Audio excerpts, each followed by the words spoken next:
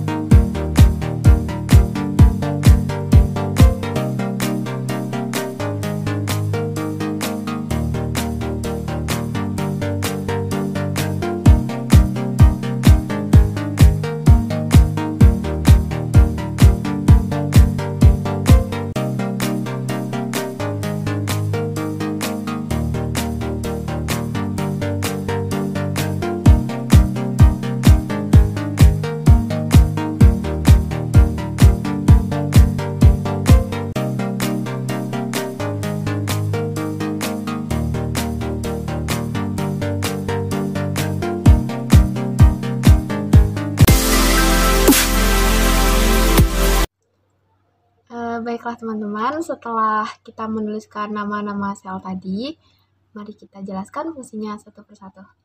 Maaf ya, itu hordennya terbang-terbang soalnya banyak angin. Ini saya di asrama lantai 5, jadi anginnya agak banyak, maaf ya.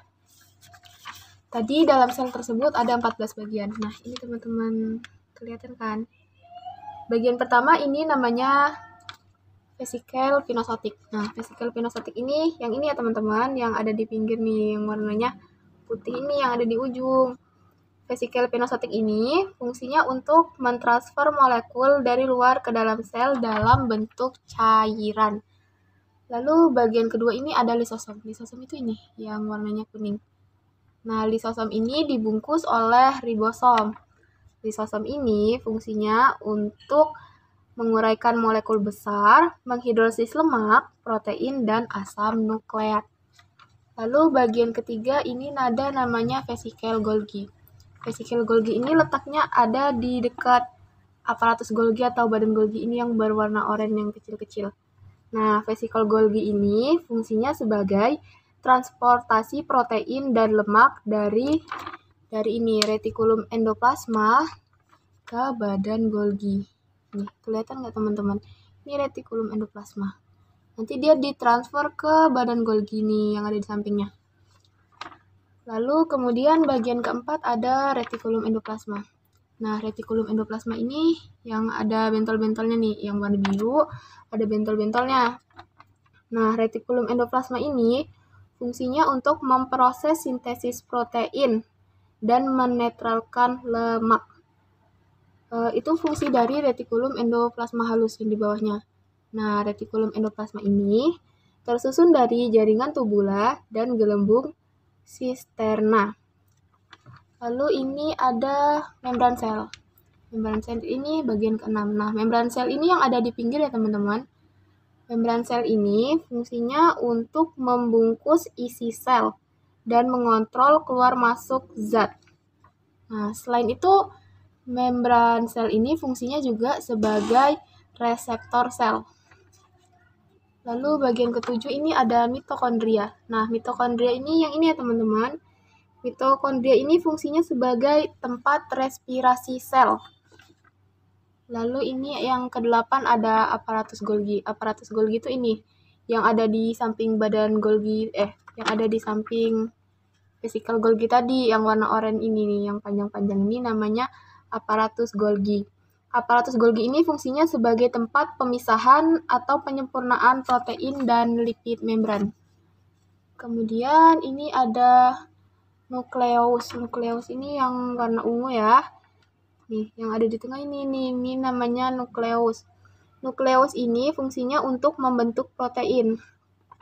Kemudian ini ada nukleus nih. Di bawahnya nukleus ada nukleus nih. Yang ini nih, yang ada panahnya.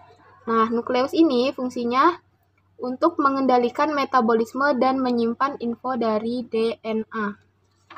Lalu ada bagian ke-11 nih, namanya sentriol. Sentriol ini yang warna ungu, bentuknya kayak bunga ini ya. Fungsinya untuk mengatur membran plasma ke tubuh besar. Lalu bagian ke-12 yang kayak batang bambu warna kuning ini namanya mikrotubulus nih. Kelihatan nggak tuh yang warna kuning kayak bambu? Nah, mikrotubulus ini fungsinya untuk melindungi sel, membentuk selia, flagella, dan sentrion. Lalu ke-13 ada sitoplasma.